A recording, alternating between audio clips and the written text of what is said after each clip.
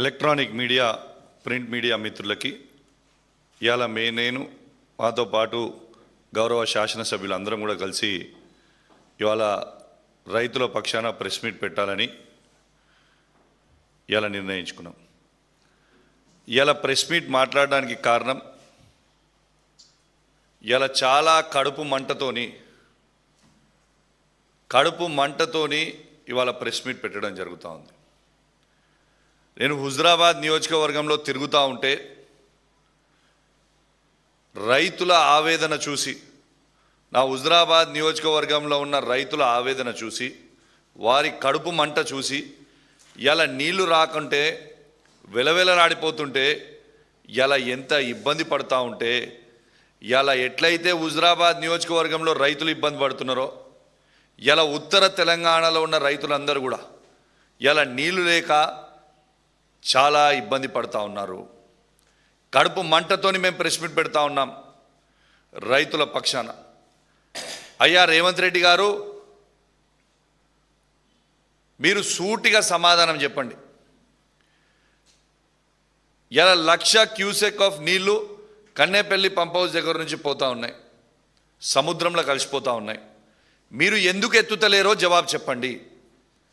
ఇలా Kannapalli pump house నుంచి మీరు ఎత్తుతే అన్నారం బ్యారేజ్ నుంచి సుందిల్లా బ్యారేజు, సుందిల్లా నుంచి ఎల్లంపల్లికి, ఎల్లంపల్లి నుంచి నందిమెడారం నుంచి మిడ్ మానేర్కి, అక్కడి నుంచి ఎస్ఆర్ఎస్పికి, అక్కడి నుంచి కింది డైవర్షన్కి, ఇటు మా కరీంనగర్ నుంచి హుజురాబాద్ మీద నుంచి అటు కోదాడ్ వరకు, ఆ మిడ్ మానేర్ జంక్షన్ కాబట్టి అక్కడి నుంచి ఇటు మెదక్ జిల్లాకు కూడా నీళ్ళు ఇచ్చే అవకాశం ఉన్నా ఇలా సముద్రంలో మీరు నీళ్లు ఎందుకు కలిపేస్తూ ఉన్నారు?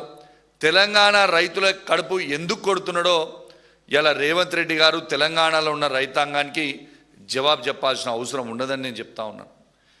ఇలా కేవలం నువ్వు మాట్లాడినా ఇన్ని రోజు కూలేశ్వరం అయిపోయింది అని ఏవైతే అబద్ధాల ప్రచారం చేసినావో ఇలా రైతులకి తెలిసిపోతుందని ఇలా నువ్వు అది ఆన్ చేస్తలేవు.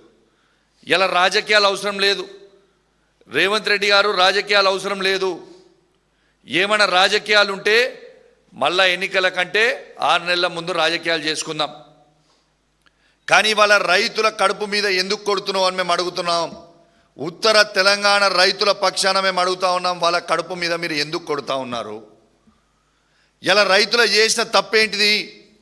కేవలం కాంగ్రెస్ పార్టీకి వాళ్ళు ఓటేసి నేను కుర్చీ మీద కూర్చోబెట్టడమేనా ఇలా రైతులు చేసిన తప్పు అని నేను అడుగుతా ఉన్నాను.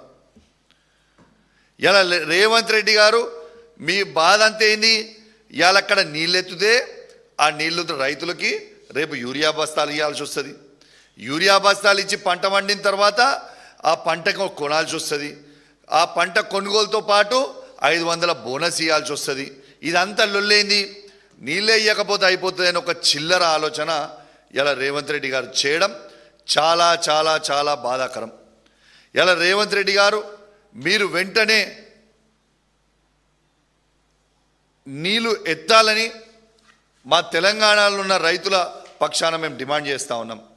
ఇలా కేసీఆర్ గారే ఈ తెలంగాణ రాష్ట్రానికి ఒక రైతే ముఖ్యమంత్రి అయితే ఏ విధంగా ఉంటుంది అనేది ఆ రోజు తెలంగాణ తొలి ముఖ్యమంత్రి అయిన కేసీఆర్ గారు ఇలా అద్భుతమైన కాళేశ్వరం ప్రాజెక్ట్, అంటే ఇది మన దేశంలోనే కాదు ప్రపంచంలోనే అద్భుతమైన Kaleshwaram project, world's largest irrigation ప్రాజెక్ట్ని ఇలా కట్టింది కేసీఆర్ గారు.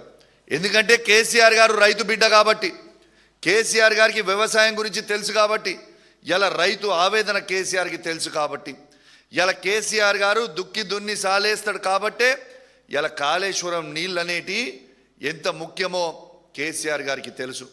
రేవంత్ రెడ్డి గారు, మీరు భూదందాలు చేసుకుంటూ ల్యాండ్లు కొని అమ్ముతాడు కాబట్టి ఇలా మీకు ఆ రైతుల విలువ అర్థమైతలేదు అని నేను చెప్తా ఉన్నాను. ఇలా దయచేసి నేను మా బీఆర్ఎస్ పార్టీ పక్షాన ఇలా ముఖ్యమంత్రి రేవంత్ రెడ్డి గారికి, ఇరిగేషన్ మంత్రి అయిన ఉత్తమ్ కుమార్ రెడ్డి గారికి నేను సవాల్ విసురుతా ఉన్నాను.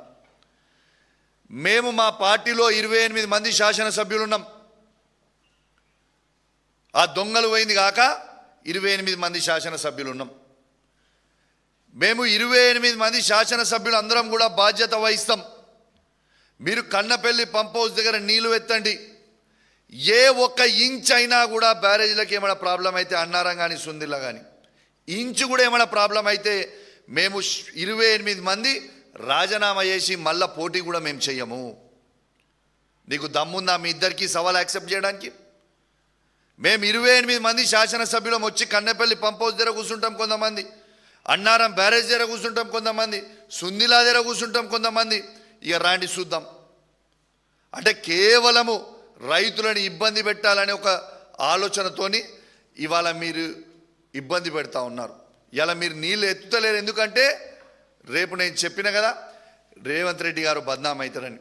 కానీ రేవంత్ రెడ్డి గారు బేసిలకు అవసరం లేదు. మీరు వెంటనే నీళ్ళు ఎత్తండి. రేపు తాగునీటికి కూడా మాకు ఇబ్బంది అవుతుంది.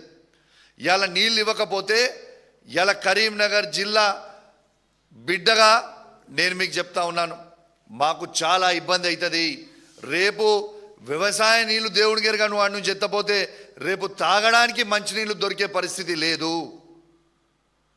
ఇది రేవంత్ రెడ్డి గారు గమనించాలని విజ్ఞప్తి చేస్తూ ఉన్నాను. నిన్న మా వర్కింగ్ ప్రెసిడెంట్ కేటీఆర్ గారిని తీసుకొని గంగ్లా కమలాకర్ గారి నాయకత్వంలో కేటీఆర్ గారిని ఆడికి తీసుకుపోయి ఎల్ఎండి లోపల తీసుకొని పోయి ఎల్ఎండి మధ్యలోకి పోయి మొత్తం తిరిగి వచ్చే పరిస్థితి ఉన్నది. చుక్క నీళ్ళు లేవు, కిందికి చాలా ఇబ్బంది అయ్యే పరిస్థితి ఉన్నది. ఎందుకు ఎత్తావు? నీకు ఎవ్వరు ప్రశ్నించినా వాళ్ళని తిడుతున్నావు, మా రక్తం కావాలని అడుగుతున్నావు. బరాబర్ చెప్తున్నాం, మా బీఆర్ఎస్ పార్టీలు ఉన్న శాసనసభ్యులతో పాటు ఈ రాష్ట్రంలో ఉన్న మా ప్రతి బీఆర్ఎస్ పార్టీ కార్యకర్త అందరం కూడా నీకు రక్తం లీటర్లు ఇస్తాం, తీసుకో మా రక్తం. కానీ రైతులకు మాత్రం మాకు నీళ్ళు ఇవ్వాలని మేము ఎట్టు పరిస్థితుల రేవంత్ రెడ్డి గారిని మేము డిమాండ్ చేస్తూ ఉన్నామని చెప్పి సందర్భంగా తెలియజేస్తా ఉన్నాను. ఇంకో ముఖ్యమైన విషయం, రేవంత్ రెడ్డి గారి పరిపాలన ఎట్లున్నదంటే మా మొక్కజొన్న రైతులు మొన్న పంట పండించి వాళ్ళు తీసుకుంటే నేను ఉట్టే గాలి ముచ్చట మాట్లాడతలేను, నేను లిస్టు తీసుకొని మాట్లాడుతూ ఉన్నా. హుజురాబాద్ నియోజకవర్గంలో మక్క రైతులకి పైసలు వేసిండ్రు. ప్రతి రైతుకి 2 బస్తాలు 3 బస్తాల పైసలు తక్కువ వేసిండు. ప్రతి రైతుకి 1200 నుంచి మొదలు పెడితే 2400 రూపాయలు పైసలు తక్కువ వేసిండు. ఇలా మొక్కజొన్న రైతులకి ఎందుకు తక్కువ వేసినావు పైసలు? ఇలా నా నియోజకవర్గంలో నేను జవాబు చెప్పాలని నేను అడుగుతా ఉన్నాను.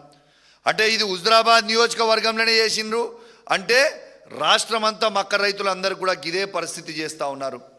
పైసలు అసలు పంట పండించిన బత్సాలకి ఎగ్జాంపుల్ చెప్తా ఉన్నాను. ఓ రైతు 300 బత్తాలు పండిస్తే వాళ్ళకి డబ్బులు ఇచ్చింది కేవలం 295 బస్తాలకి. మనకే 5 బస్తాల పైసలు ఎటువైతున్నాయి? ఎవరు కమిషన్ తింటుండ్రు? మరి రేవంత్ రెడ్డి గారు కమిషన్ మీకు వస్తుందా, లేకుంటే మార్క్ఫెడ్ ఎండి గారికా, లేకుంటే అగ్రికల్చర్ మినిస్టర్ గారికా, ఎవరికి పోతా ఉంది? మా రైతులు ఇచ్చిన డబ్బులు, పంట పండించిన డబ్బులు, వాళ్ళ పంట తీసుకొని వాళ్ళకి డబ్బులు వేయడానికి ఎందుకు ఇంత బేసిపోతుర్రు? మొత్తం ఎందుకు వేస్తలేరు? ఖచ్చితంగా దీనికి జవాబు చెప్పాల్సిన అవసరం ఉన్నది. మా హుజురాబాద్ నియోజకవర్గంలో ఆల్రెడీ పంట అయిపోయింది, మళ్ళీ నార్మల్ వస్తురు, మళ్ళీ నాట్లు వేసే టైం వచ్చింది, కానీ ఇంకా పైసలు వేస్తారు. కేవలం 65 నుంచి 70% మాత్రమే డబ్బులు వేసినావు, ఇంకా 30% డబ్బులు వేయలే. వేసిన 65-70% మందికి పైసలు కట్టింగ్ చేసి 3 బస్తాలు 4 బస్తాలు 5 బస్తాలు కట్టింగ్ చేసి పైసలు వేసినావు. మరి ఎందుకు వేస్తలేవో ఖచ్చితంగా జవాబు చెప్పాల్సిన అవసరం ఉన్నది. వెంటనే నీళ్లు ఎత్తాలే. నీళ్లు ఎత్తకపోతే కన్నపల్లి పంప్ హౌస్ దగ్గర నుంచి మీరు నీళ్ళు ఎత్తకపోతే మాత్రం తీవ్రమైన పరిణామాలు ఎదుర్కొనే పరిస్థితి వస్తుందని చెప్పి కూడా ఈ సందర్భంగా తెలియజేస్తూ సెలవు తీసుకుంటా ఉన్నాం. జై తెలంగాణ, జై కేసీఆర్.